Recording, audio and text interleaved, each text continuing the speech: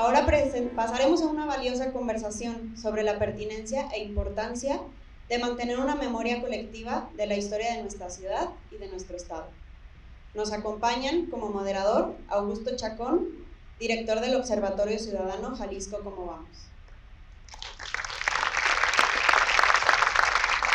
Tomás de Íjar Ornelas, presbítero, escritor, investigador y cronista de la ciudad.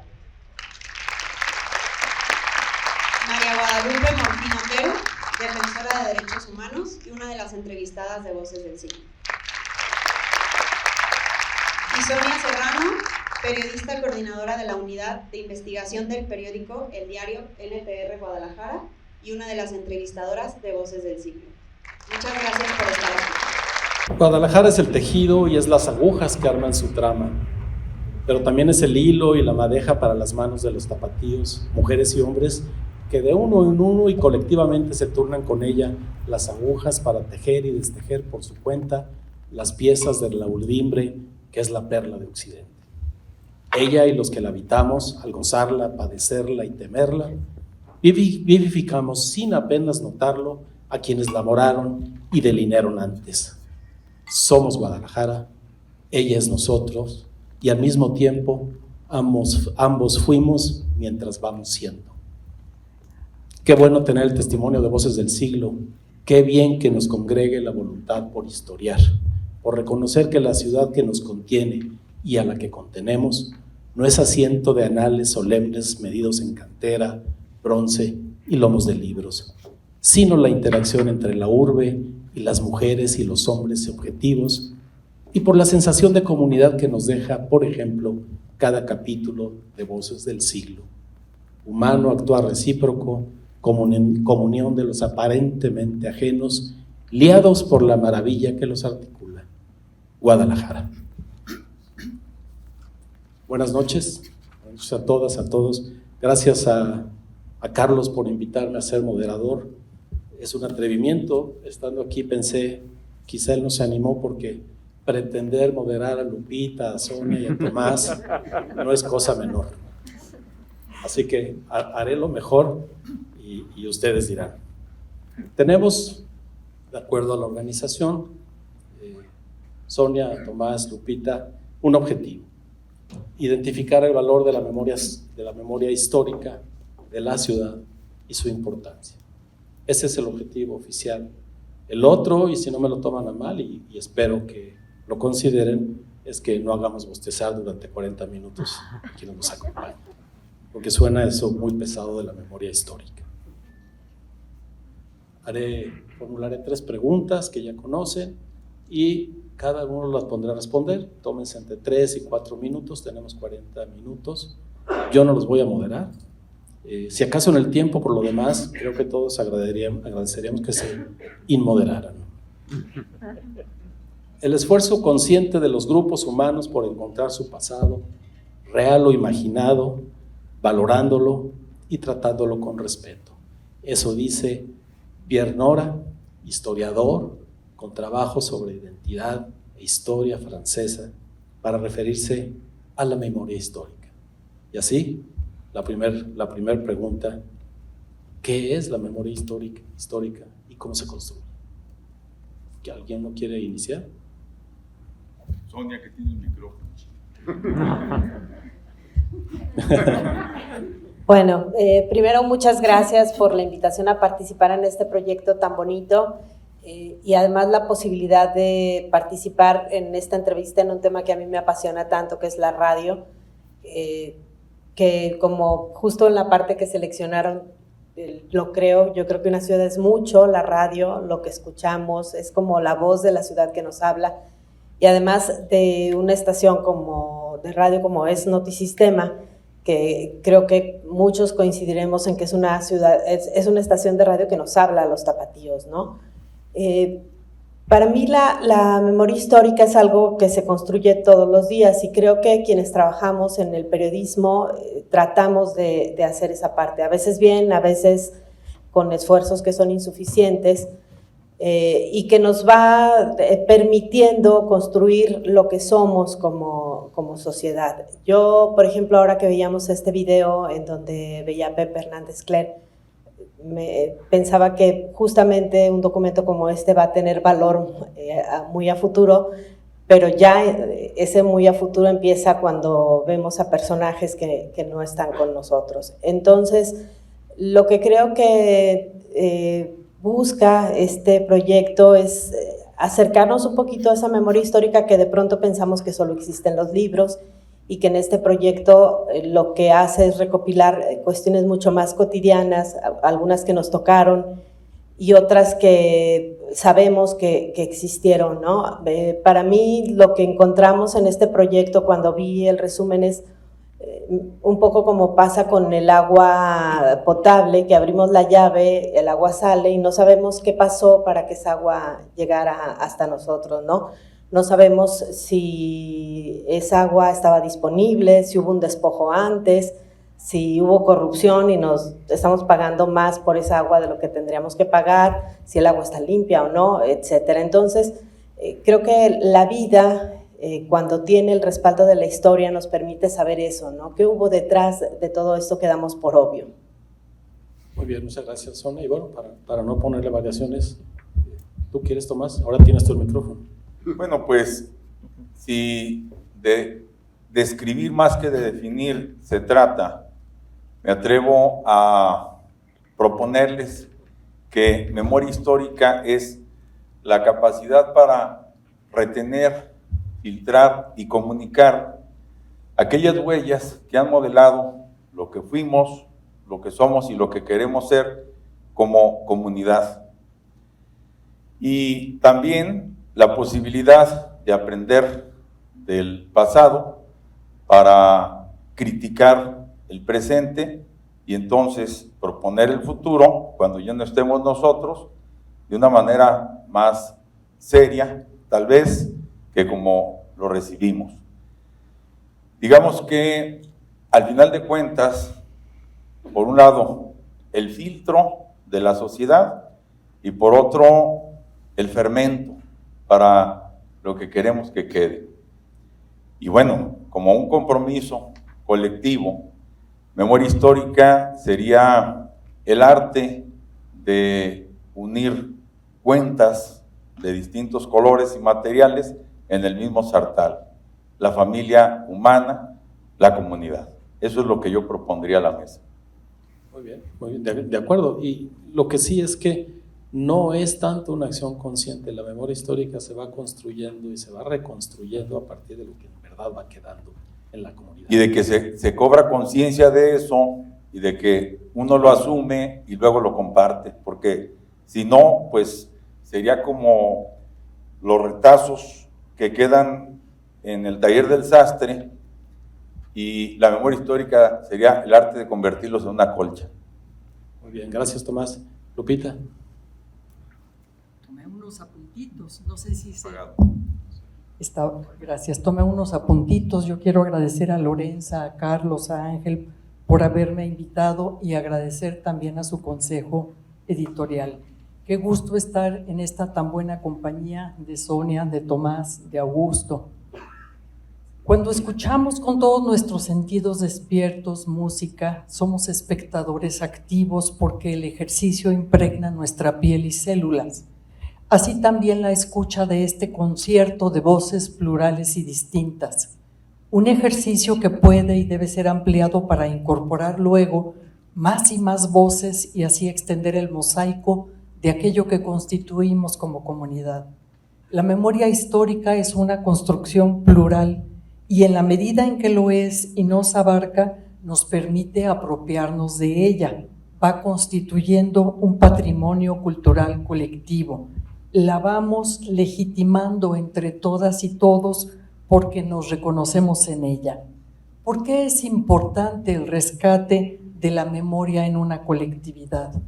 Porque nos regala identidad, espejos, racimos de hilos de todos los colores que nos ayudan a explicarnos parte de lo que somos y sabemos. La memoria histórica es ese bagaje de luces, sombras, ecos, relámpagos, huellas, voces, susurros que nos van acercando a una especie de mapa intangible, pero que constituye la geografía sobre la que nos vamos moviendo en el presente. Nos da una guía para interpretar lo que somos. Este proyecto Voces del Siglo nos permite reconocernos, nos ayuda a agradecer e identificar deudas, linajes, procedencias, raíces que nos dan mucho más de un sentido de ubicación. Nos alumbran también durante nuestro propio camino. Todas las personas entrevistadas me parecen muy valiosas y aportan distintas visiones de una gama de realidades, pero quiero destacar grandes aciertos, el de incluir a Guadalupe López de Patlatonali y a Pedro Preciado, impulsores de la agenda de inclusión LGBTI en Guadalajara. No han podido expulsarnos, afirman con convicción. Otro gran acierto es la presencia de los moneros, Manuel Falcón, Gis, Trino, su irreverencia que es más que una tregua para soportar la política, el humor agrio, desparpajado, que es resiliencia y valentía. Recuerdo a Luis Usabiaga en la radio, que al mismo tiempo que nos escandalizaba y divertía, nos abría conciencia de la otredad antes de que se nos fuera a su natal Celaya a seguir abriendo camino. Y otro grandísimo acierto es la mesa integrada por José Hernández Cler, Lilia Ruiz Chávez y Rosana Reguillo, con la memoria viva del brutal y terrible 22 de abril, con sus explosiones de las que se generaron procesos y que fue y sigue siendo finalmente una historia de solidaridades, de encuentros pese a todo, las referencias a Alejandra Shanik, el papel que jugó Radio Universidad de Guadalajara en esos días, y conmueve porque quizá fue una de las últimas entrevistas que dio nuestro querido fotógrafo Pepe Hernández Cler, así como también me conmovió mucho la imagen de Marta Fara, abuela de 2 de mis sobrinos, que aparece en la entrevista de su esposo Carlos Petersen. La construcción de la memoria sería imposible sin el periodismo, y más específicamente el periodismo cultural.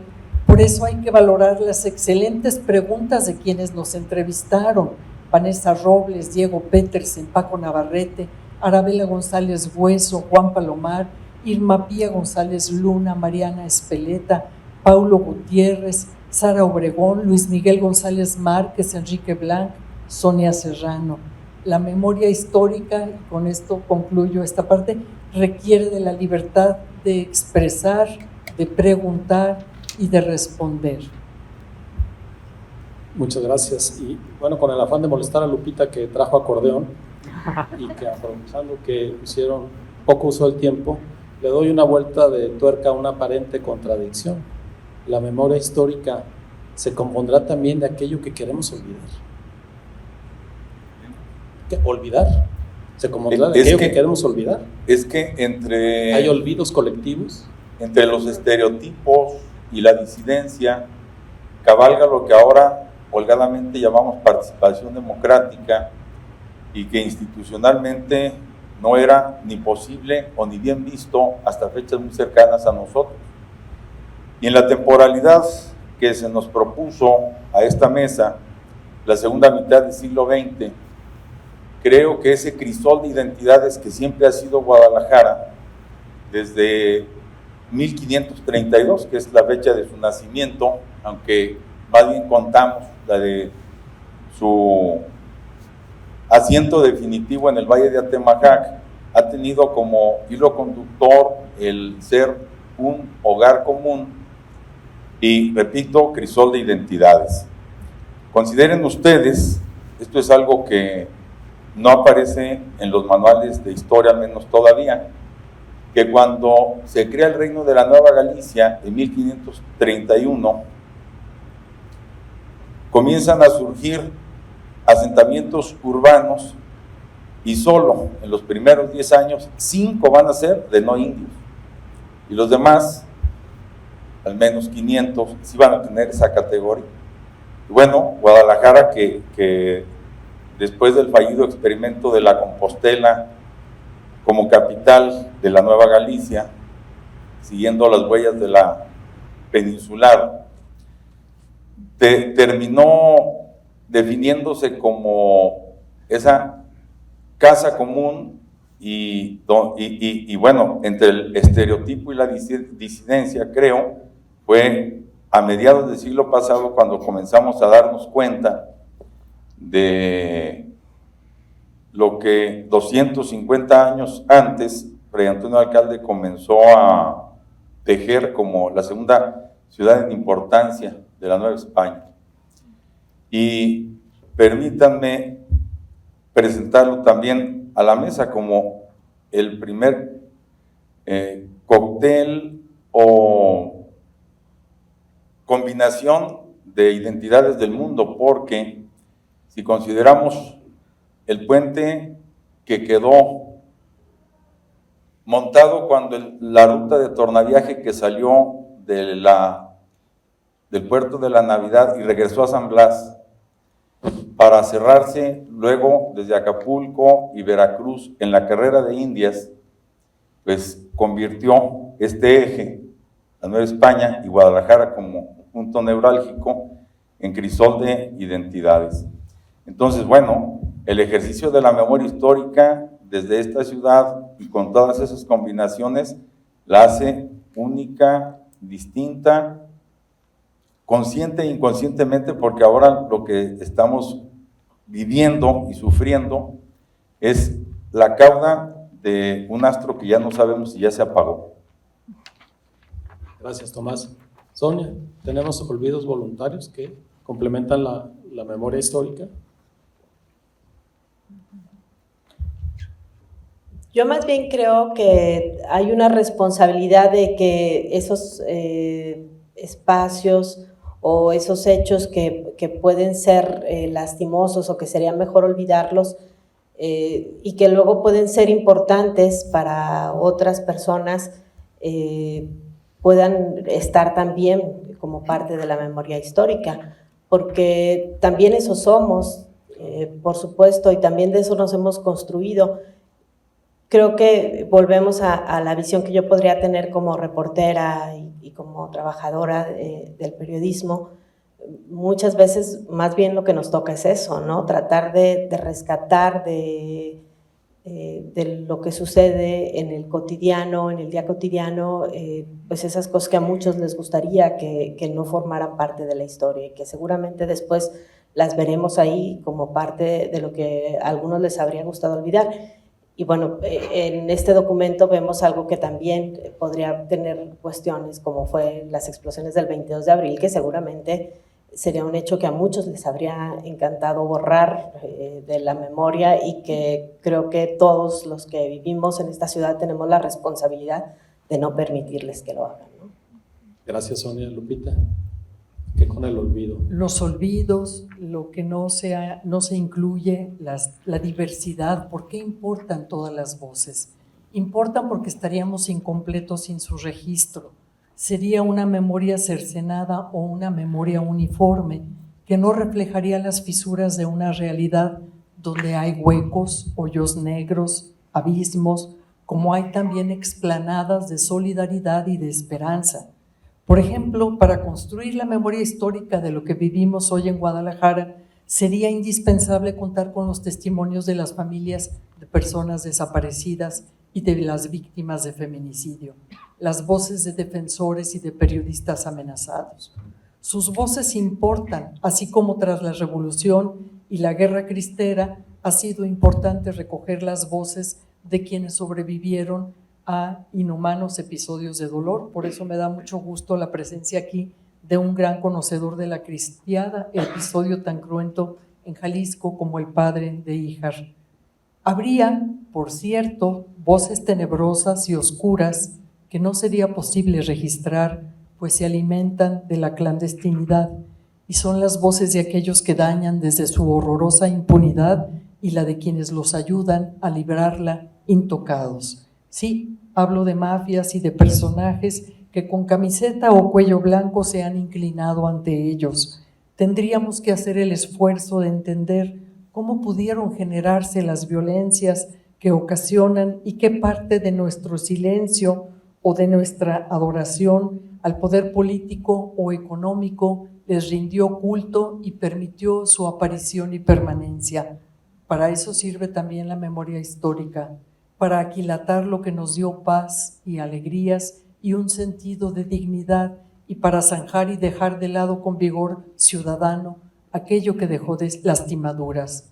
Y no solo me refiero a las voces de la mafia del narco o de la trata de personas, también está la mafia inmobiliaria, esa que construye su riqueza destruyendo bosques, fuentes de abastecimiento de agua potable y haciendo muy arduos los traslados desde las orillas de la ciudad a cientos de miles de personas que no encuentran otras opciones de vivienda.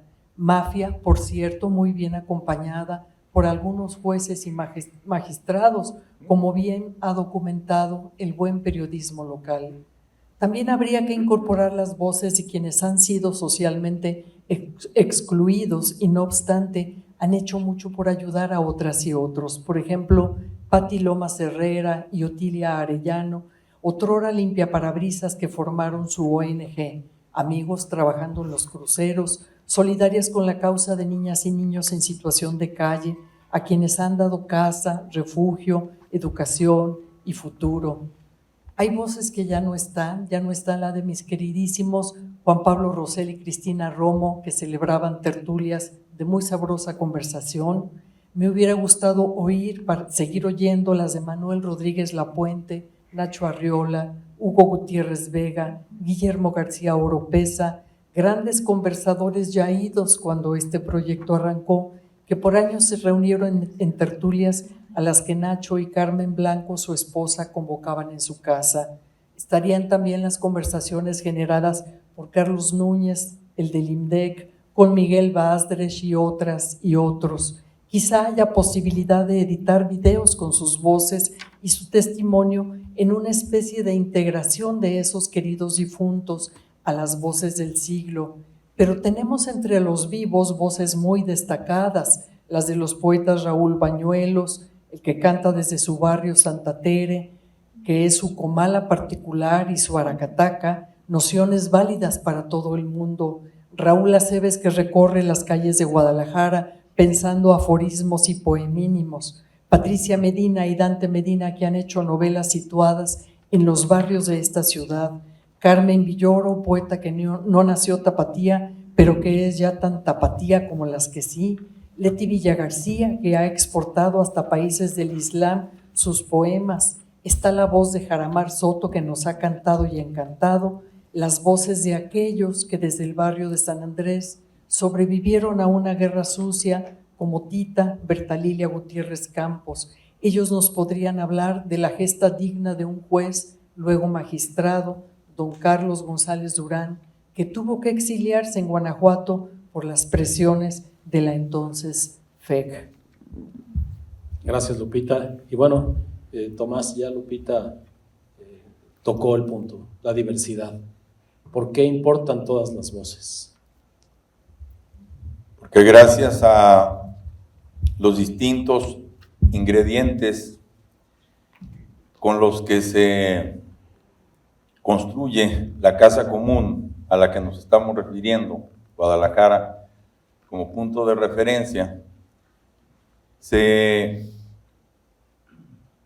produce eso que un constructor sabio convierte en cepa, donde se echan las rocas, que luego con la torta del mortero sirve de fundamento a los sillares, a las hiladas de ladrillo, a los adobes, y se va haciendo esa casa común sin que nada esté de más ni nada falte. Y también, claro, agregándole elementos que, no siendo indispensables, solo accesorios, le dan calidad a la vida. Y entonces la diversidad podríamos entenderla como la capacidad de escuchar al que tengo ante mí, aunque no coincida con él, ni él aspire a convencerme, en un diálogo permanente donde el respeto a la dignidad humana pues tenga como una referencia obligada, y por otro, lo que sí nos hace coincidir en el mismo ámbito. Yo diría que es la condición indispensable para que el diálogo se convierta en verdadera comunicación y no en monólogo. Y por otra parte,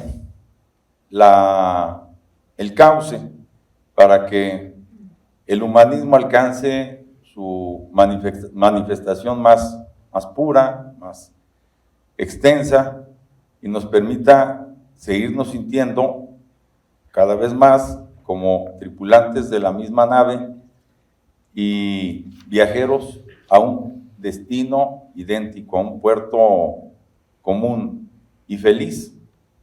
Digamos que la diversidad planteada, ya no desde los pensamientos ideologizados y monolíticos, es el gran desafío que en la era de las comunicaciones tenemos que afrontar, y es un caso curioso para los tapatíos que nos granjeamos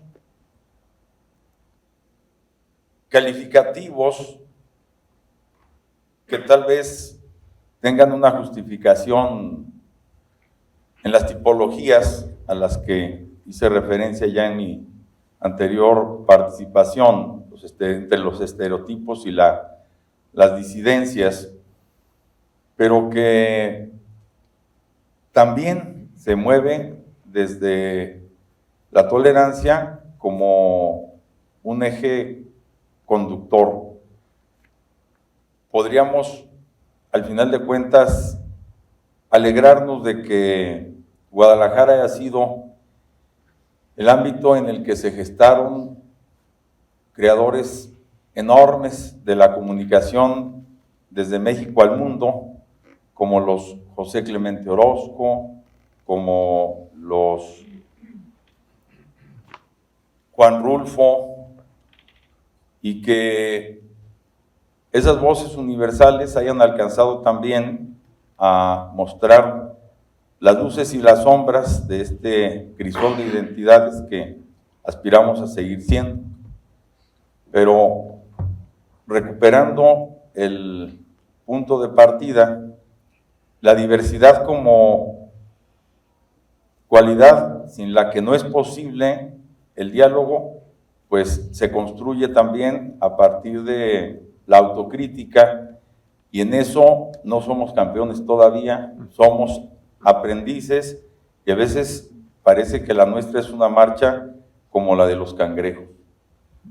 De acuerdo, y apelar a la memoria histórica debe tener una dosis de autocrítica, así que iniciativas como esta, por eso son celebrables. Sonia, una de las voces de Guadalajara eres tú, una de las voces que todos los días da cuenta de eso que cada vez nos ahoga más, que es la coyuntura perpetua a la que nos tienen sometidas las autoridades. Una cosa distinta pasa cada día y parece tan importante, y al final terminamos olvidándolo. Tu voz desde que ve el presente cotidiano cambiar todos los días, ¿por qué crees que son importantes las otras voces, esa diversidad? Yo creo que en el momento en que estamos viviendo en nuestro estado y en nuestro país, nos damos cuenta mejor que nunca lo importante de incluirnos a todos. Creo que no habíamos vivido un momento de polarización tan fuerte como el que estamos viviendo en este momento, y que nos ha llevado a construir y a caminar cada vez más solos y más separados, sin entender qué estamos viviendo, sin entender por qué vamos perdiendo nuestros espacios, por qué dejamos de vivir la ciudad. Hace unos momentos también en el documental veíamos a Juan Pablo Mar defender la belleza de esta ciudad cuando, pues sí, todos veníamos hacia acá sufriéndola, ¿no? ¿Por qué tenemos que querer a esta ciudad que nos cuesta tanto trabajo? Porque platicábamos hace un momento el tema de la seguridad con los hijos, ¿por qué tenemos que querer a una ciudad que nos obliga a estar pendientes 24 horas de nuestros hijos? Y entonces, cuando empezamos a revisar qué es lo que está pasando, seguramente tendremos que ver esto, ¿por qué dejamos de estar todos en la misma sintonía? ¿O por qué nos cuesta tanto trabajo ser parte de esta colectividad? Por supuesto que desde el contar la vida de lo que nos pasa en este estado todos los días, que es lo que hacemos desde los medios de comunicación, tratamos justamente de eso, de siempre incluir a todas las partes, incluir a todas las versiones, pero luego también en esta inclusión nos encontramos por tratar de ejemplificarlo de la manera con voces que gritan más que otras, y esto tampoco está bien, porque no podemos estar incluyendo en condiciones de igualdad a quienes gritan más fuerte y no están dejando que escuchemos a los otros. Creo que además de incluir a todas las voces, debemos tratar de encontrar condiciones de inclusión, de igualdad para todas estas voces, que es lo que nos está faltando y está haciendo vivir la ciudad, vivir la realidad, la actualidad del país, con todo lo que nos está sucediendo en términos de violencia, con lo que estamos viviendo desde el periodismo, con los hechos que se han registrado en este comienzo de año, con los asesinatos de periodistas, con lo que estamos viviendo, con el crecimiento y el ganar territorio del crimen organizado, quitándonos nuestros espacios, decidiendo a dónde podemos ir, qué podemos hacer, cuál parque podemos usar, si podemos usar el transporte público o no. Todo esto porque vamos cediendo como sociedad los espacios, porque no nos estamos escuchando y porque estamos permitiendo, insisto, que quien habla más fuerte no deje que los que hablan bajito también se hagan escuchar. Sí, las voces estridentes que exigen ser escuchadas, pero que no propician el diálogo que nos convoca la diversidad, la que nos debería convocar la diversidad que nos decía Tomás. Recuerdo, y Tomás me corregirá, en 1809 Guadalajara se dio su primer reglamento de policía y buen gobierno para actualizar. Y decía ese reglamento, ya cansados los vecinos de la situación en la ciudad, que estaba prohibido tirar la basura sin esperar al carretón, y ahí se usa el término carretón, que por favor no la dejaran los vecinos en cualquier lugar. Se prohibía amarrar a los caballos en las banquetas, que equivale a los coches ahora estacionados como estamos ahora, y por supuesto se prohibía tirar las aguas por la ventana así nomás. Bien poco hemos cambiado, pero a final de cuentas, y este es el tercer punto, ¿qué proyectos han hecho un esfuerzo por rescatar a la ciudad, por reactivarla? No perdamos de vista que hablamos de diversidad, no perdamos de vista que estamos en la memoria histórica, y así no solo hablamos de actitudes de personas o de comunidades que son y que dejan de ser para que nazcan otras, sino también esa transformación física de la ciudad, que es un espejo de lo que somos. Ese sufrir en la ciudad tiene también que ver cómo nos sufrimos a nosotros mismos, eso creo, pero a final de cuentas, ¿qué proyectos ustedes recuerdan, tienen en la memoria, han hecho un esfuerzo por rescatar o reactivar la ciudad? Lupita. Bueno, a mí me gustó mucho escuchar de Tomás y de Sonia lo de la tolerancia, lo de una especie de comunión de los santos, que sería como comunión de los ciudadanos, que podemos coincidir en muchas más cosas que las que nos separan. Yo recuerdo el trabajo, bueno, de los cronistas de la ciudad, como el padre Tomás de Híjar, y hay muchas voces que conviene rescatar para tener presente que antes del Colegio de Jalisco y del CIESAS Occidente hubo aquí un seminario de investigación regional al que convocaban Fabián y Rosa, un seminario que se sesionaba una vez al mes en el Museo Regional de Antropología, y fue un gran precedente para las instituciones que luego se instalarían formalmente aquí, por supuesto antecedidos por las tertulias en la casa de Ixca Farías o las que se celebraban en la casa de los papás de Nacho Arriola.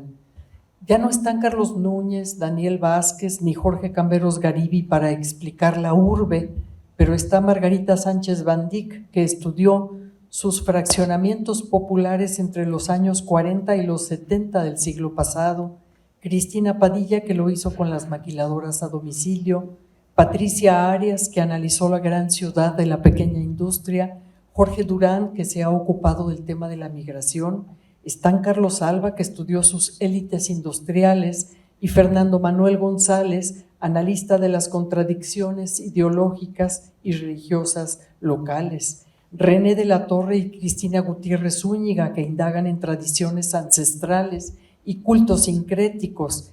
Están quienes fundaron Ciudad para Todos y nos trajeron en 2011 ser la sede del Car Free Cities, para recordarnos que en esta ciudad puede ser un honor ser pueblo bicicletero. El padre Tomás es muy buen bicicletero, y trazar una urbe más para los pasos y los ojos y menos para los autos y la ciega velocidad.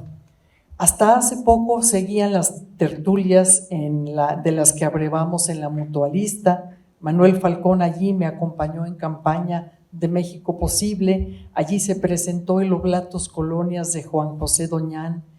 Está ese proyecto iniciado hace 7 años de Luis Sánchez Barbosa y Marce, su esposa, Territorio, luego también convertido en Casa Territorio. En fin, entiendo que de Voces del Siglo es un proyecto abierto que podrá ir incluyendo cada vez más voces. Muy cuidado en su edición, de Carlos Cárdenas Aguilar, y me gustó mucho la música de The Broken Flowers Project, Fernando Sandoval y César Gudiño.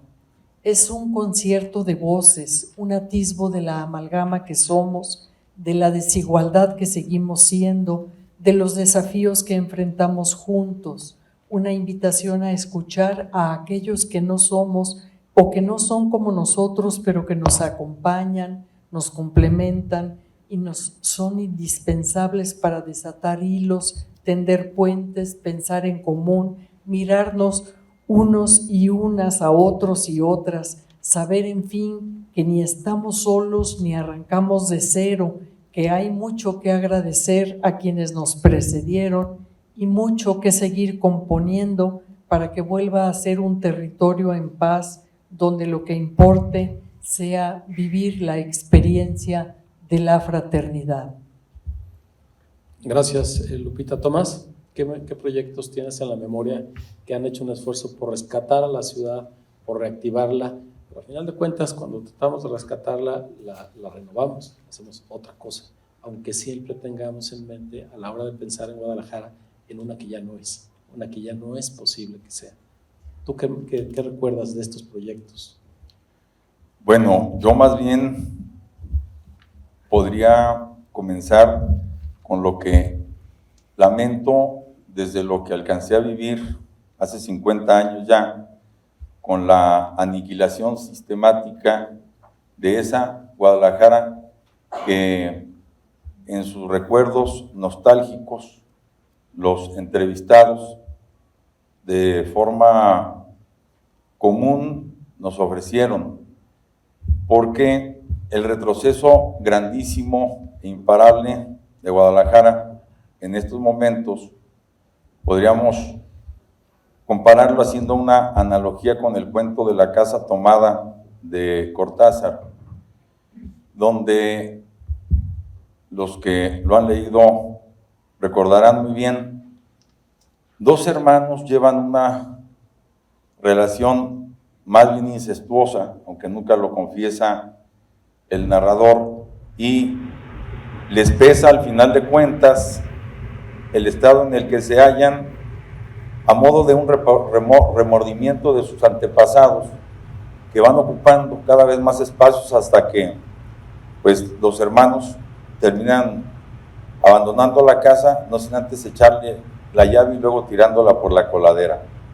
Guadalajara, que ha perdido en los últimos 20 años 300,000 habitantes de los que tenía en el año 2000, y que ha ido consumiendo ese hábitat único del Valle de Atemajac, que a 1540 metros sobre el nivel del mar produjo ese microclima gracias a que la ceniza del Cerro del Coli se convirtió en cal y arena, y la humedad perpetua, eso que inmortalizó en su canción Pepe Guizar, el olor a tierra mojada, pues la hemos convertido y seguimos haciéndolo en un vertedero de inmundicias, más allá de las que arrojamos al Río Grande y a los vertederos de basura. Y entonces, entre lo que uno, queriendo ver el vaso medio lleno, pues alcanza a atisbar, es que seamos honestos respecto a la Guadalajara que ya se fue, a la que tenemos ahora y debemos reactivar, y a eso que yo también ya utilicé como analogía, por lo pronto son los retazos del taller de desastre que debemos convertir en una colcha para que cobije a los que ya están aquí y van a vivir algo totalmente distinto a lo que nosotros conocimos en la infancia.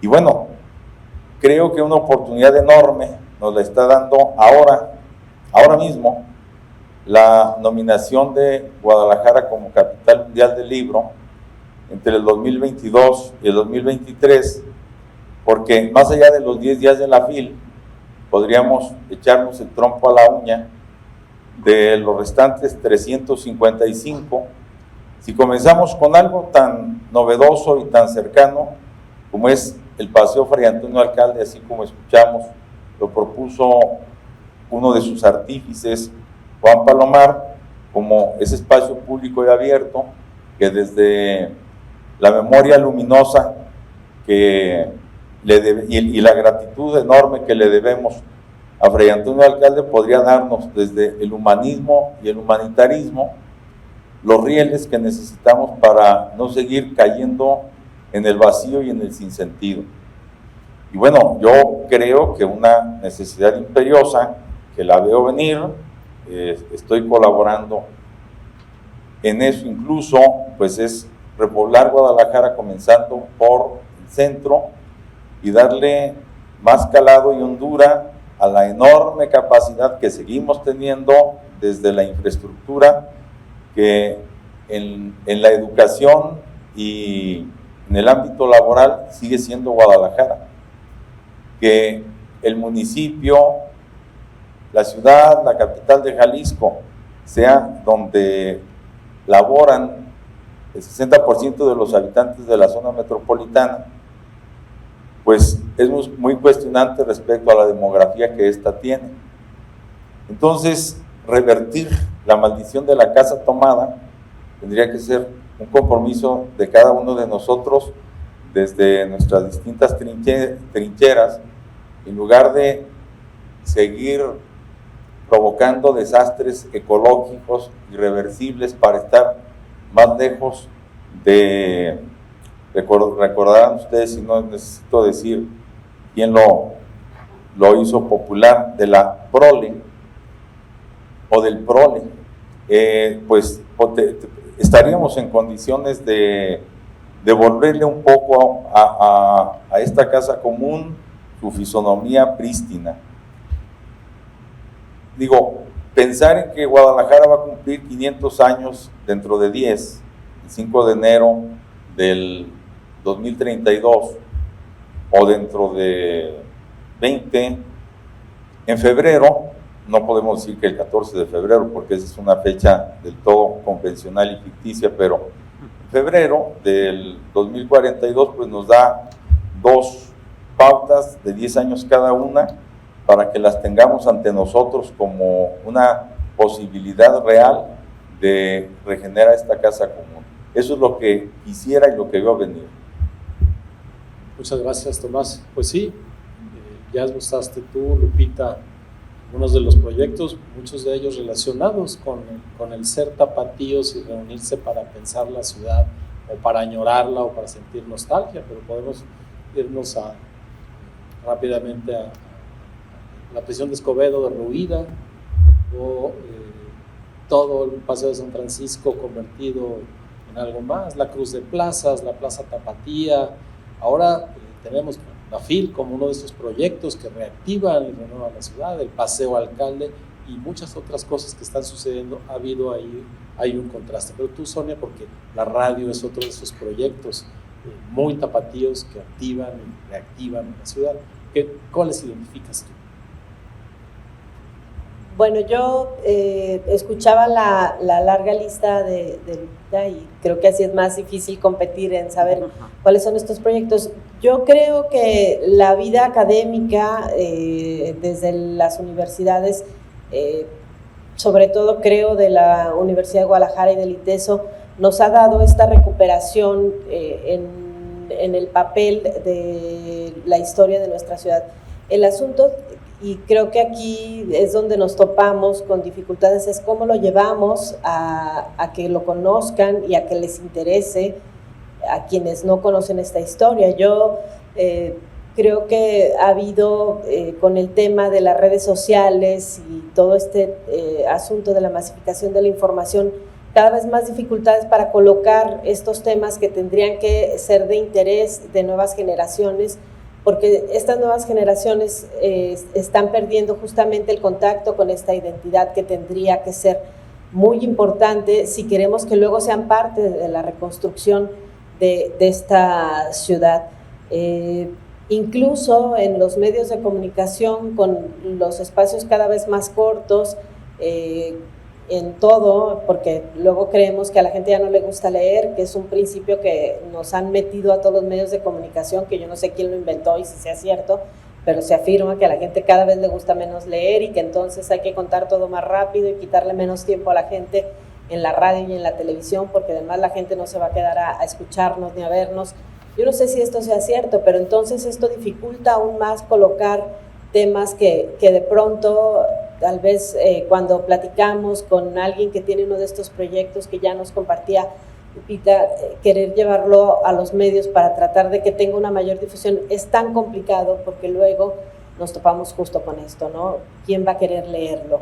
En esta parte sí creo que tendría que haber un mayor esfuerzo de los medios tradicionales y de tratar de utilizar las redes sociales o lo que sea como una especie de vehículo y poner la carga, que es esta información, para que estos vehículos la lleven a estas nuevas generaciones. Y la otra parte es la ciudad física, ¿no? Como esta ciudad que hemos ido perdiendo y que yo insisto que sufrimos tanto, porque el espacio público es cada vez más complicado de disfrutar. La pérdida también de la arquitectura tapatía con esta voracidad inmobiliaria, todos estos edificios que nos están ahogando por todas partes. Incluso yo vivo en un barrio de la ciudad que disfruto mucho porque me genera mi microclima de pueblito viejo, en donde conozco a mis vecinos, nos acompañamos, nos ayudamos, pero estamos ya rodeados y cada vez más hostigados por nuevos edificios de departamentos que seguramente en unos años también van a cambiar la tranquilidad que hemos tenido como barrio. Estas palabras que luego las escuchamos y que nos asustan tanto, la gentrificación, la especulación inmobiliaria de edificios vacíos, que no sabemos qué está sucediendo. Todo esto que nos está haciendo perder poco a poco la ciudad, creo que hace que sea tan complicado luego rescatar lo que sí nos gustaba o lo que nos sigue gustando de esta Guadalajara. Por ejemplo, cuando leía tu pregunta que nos mandaste antes para que nos preparáramos un poquito, yo pensaba en una panadería que construyeron ahí en Avenida 16 de Septiembre y que en el estacionamiento rescataron un espacio de todo lo que había ahí en el subsuelo, en esto que supongo tiene que ver con el Puente de las Damas y lo que pasa ahí en Avenida La Paz. Y luego, muy pocas veces veo abierto el espacio de rescate del paseo del Puente de las Damas. Y entonces es más fácil ir a comprar el pan y ver esas instalaciones que ir a un museo. Entonces, ese es Guadalajara, desafortunadamente, ¿no? Te estacionas y puedes ver lo que hay en este cruce de La Paz, de Avenida La Paz, más fácil que si vas al museo. Entonces, porque así hemos ido perdiendo esta ciudad, ¿no? Sí, pues muchas gracias. Creo que cumplimos el tiempo bastante bien. A mí de entrada me sirvió esto como una pequeña venganza amistosa con Sonia, porque ahora la entrevisté en lugar de que fuera al revés. Así que muchas gracias, y pues muchas gracias a todos. A final de cuentas, como estaba en una parte de la epistemología de Platón, conocer es recordar. Así que si queremos conocer, recordemos la ciudad, recordemos quiénes la han construido, cómo la han construido y destruido, vuelto a construir, y seamos parte de esa urdimbre, de ese tejer y destejer a Guadalajara permanente, que por más conflictos que tengamos, por más que la suframos, aquí estamos. Yo coincido con Juan Palomar, Guadalajara es de quererse. Hagamos lo posible porque querramos lo que es físicamente, hagamos que físicamente sea lo que queremos, pero al mismo tiempo apostemos a la pluralidad, apostemos al diálogo, porque de otra forma no hay voces del siglo posible. Muchas gracias.